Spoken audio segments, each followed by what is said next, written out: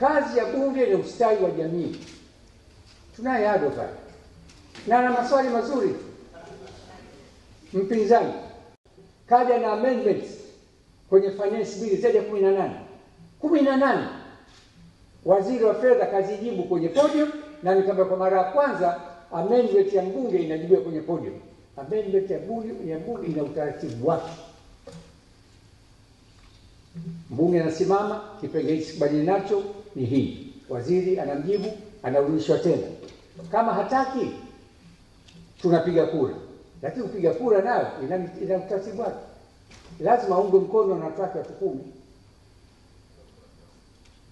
Ado kila kisimama nasimama watu 9. Kuya. Nisimsemi, nasema mfano au mjue bunge linapofanya kazi. Na Ado alijitahidi sana, nampongeza sana.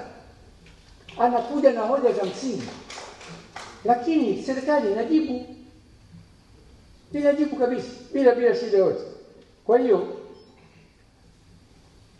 na ukitaka kupunguza, alisimama juzi hapa, alikuwa anazungumzia nyama.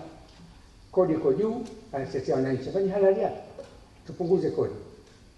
Lakini kanuni ya 131 kifungu cha pili inasema ukitaka hoja kupunguza kodi, uje na chanzo mbadala. Kaingia mitini bunge lile bwana.